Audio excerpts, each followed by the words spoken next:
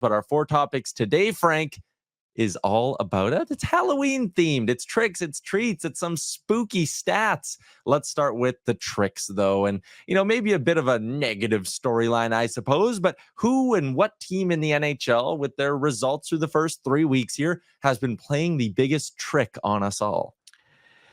It's hard to say because you really don't want to downplay the success that teams have had. I can tell you that the Minnesota Wild are not going to be playing at a 127-point pace this season. They're 6-1-2 to start, and they've been really impressive. Kirill Kaprizov deserves all the credit in the world for his game and where he stands right now. 18 points in 9 games. He's been out of this world good. That said, my one concern with the Wild is that can they continue to score at this pace? The big driving factor in all of this has been Kaprizov and his impact. You look at his points and the way that they're structured. He's got 10 primary assists.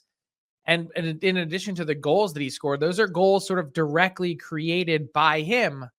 The rest of the group, they've gotten some guys that have chipped in 2 and 3 goals here and there. I just don't know that it's necessarily sustainable from that perspective, as good as Kaprizov has been, that the Wild can continue to play at this type of clip. Yeah, and I think that's fair. I think when you look at some of the, save percentage, shooting percentage, PDO stuff, it is a little bit high for the Minnesota Wild, and I think they'll come back down to earth. But the reason why they're the team I say has changed my opinion on them the most is they'll come back down to earth to be a team that's probably in the high 90s, low 100-point range, and I didn't even think they would be that.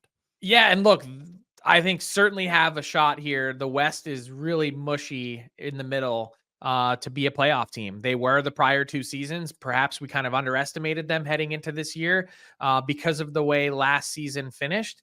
But they certainly, and the other interesting part about this year for the Wild is they've done it mostly without Jared Spurgeon, who is a big reason why their season with the time that he missed last year went south.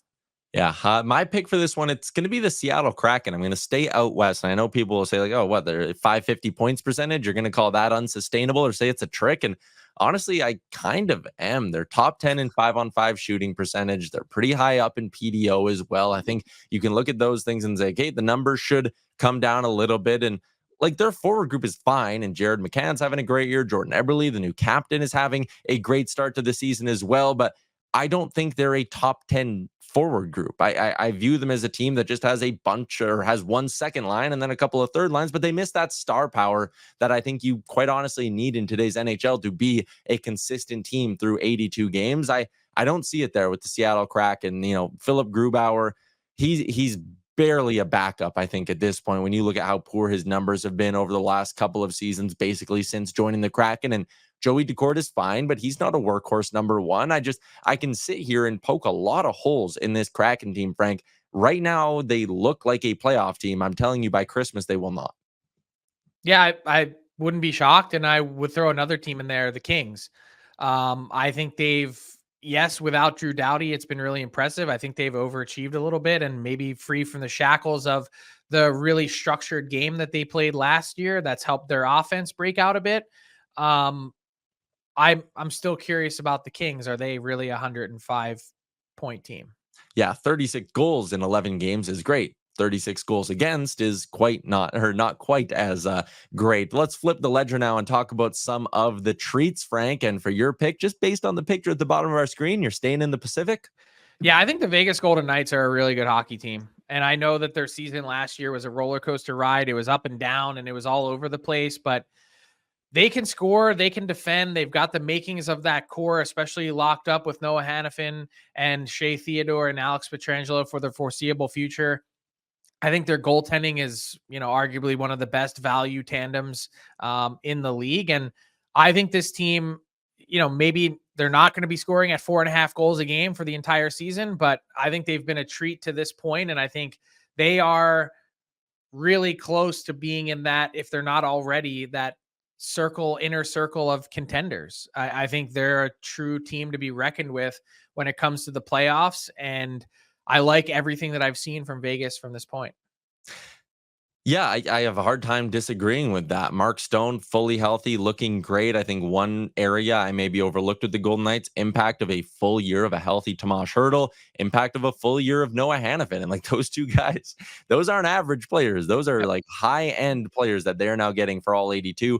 And a healthy Mark Stone is basically like an offseason ad as well if he can stay in the lineup for 82 games. So Vegas looks good. They're sitting atop the Pacific Division right now, and I'd be willing to bet on them staying in that range.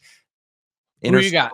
Yeah, for me, I'm going with the team that beat the Vegas Golden Knights a couple years ago in the Stanley Cup Final. Sorry, lost to them in the Stanley Cup Final. I'm going with the defending champs, the Florida Panthers. Frank, 7-3-1, and they lost Brandon Montour, they lost Oliver Ekman-Larsson. I think there would have been reason to raise an eyebrow and go, "Hey, what's their blue line going to look like? Is Sam Reinhart a 50-plus goal guy again?" A bunch of reasons, but what I've seen from the Panthers so far through 3 weeks is zero reasons to think that they aren't still a Stanley Cup contender. They've gone through a stretch now without Barkov. They've gone through a couple of games without Matt Tkachuk, and they just keep on winning. They're the definition of having a winning culture, and they have proven here in the first month of the season they are absolutely not going anywhere. And it also helps when Sam Bennett, I mean, he's clearly gone to the Sam Reinhart school of how to get paid in a contract year, because he is off to a flying start, 12 points in 11 games. Yeah, I would say there's two things about the Panthers. I don't think that their start is a trick by any means, but one is their consistency game to game. It has been a little bit all over the place. And two is I'm still not a huge believer in that defense core. And it hasn't been battle tested yet. It's been off to a good start, and they do get a lot of help from their forwards, and they do possess the puck a lot. And there are a lot of really good things about that Florida team and the way they play that can help them assimilate new faces into that blue line. But nonetheless, I think the jury is still out on that part of their team, and rightfully so. Yeah, and that is fair as well. And hey, playing in the Atlantic is not easy on top of that. That's looking like it's going to be one of the tougher divisions in hockey this season, Frank. What's up, hockey fans? If you enjoyed that video, then you need to be hitting the subscribe button right here at Daily Faceoff. Exclusive interviews and analysis from our hockey insider Frank Seravalli, fantasy updates from Brock Sagan, and a daily live show at noon Eastern, Monday through Friday. You don't want to miss any of the fantastic content, so hit that subscribe button.